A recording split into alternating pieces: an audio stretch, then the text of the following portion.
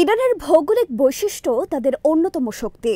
১.৬ million বর্গ kilometre জুড়ে ছড়িয়ে আছে ইরান। সারা বিশ্বে আয়তনের দিক থেকে এটা ১৭তম বৃহত্তম দেশ।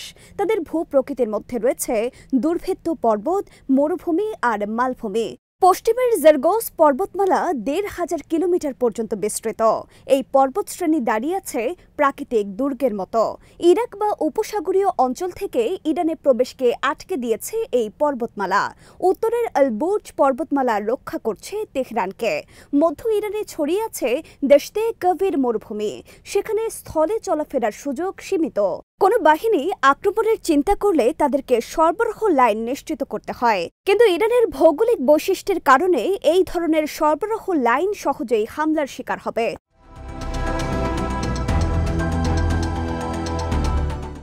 শুধু ভৌগোলিক সীমানার কারণেই ইরান কৌশলগত বেশ কিছু সুবিধা পেয়েছে। সেই তুলনায় ইসরায়েল একেবারেই ছোট, মাত্র ২২,০০০ বর্গ কিলোমিটার তাদের সীমানা। তাছাড়া হিজবুল্লাহর মতো ইরানের মিত্রশক্তি তাদের মাথার পাশেই রয়েছে।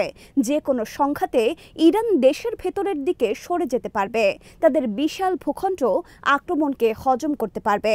১৯৮০ সালে ইরাকের হামলার মতো ঐতিহাসিক আক্রমণগুলো ইরানের ভূপ্রকৃতির কারণেই থমকে গেছে। ইরানের ভূগোল তাদের প্রতিরক্ষাকে সংহত করেছে। ইসরায়েলের সামরিক পরিকল্পনাও তাই ঠিকমতো কাজ করবে না।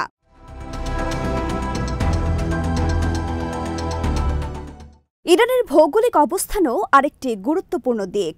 তাদের সাথে ৭টি দেশের সীমানা রয়েছে। এগুলো হলো ইরাক, তুরস্ক, আফগানিস্তান, পাকিস্তান, আর্মেনিয়া, আজারবাইজান এবং তুর্কমেনিস্তান। এতে করে তাদের অনেকগুলো ফ্রন্ট তৈরি হয়েছে। ইসরায়েল আর তাদের মিত্রদেরকে এই সব সীমানার দিকেও খেয়াল রাখতে হবে। আবার ইরানের সাথে পারস্য উপসাগরেও সীমানা রয়েছে। হরমুজ প্রণালীর একটা দিক তারা নিয়ন্ত্রণ করছে। এই প্রণালী দিয়ে বিশ্বের মোট তেলের প্রায় ২০% পরিবাহিত হয়। ইরান এই সব পয়েন্টগুলোতে চাইলেই বাধা সৃষ্টি করতে পারে।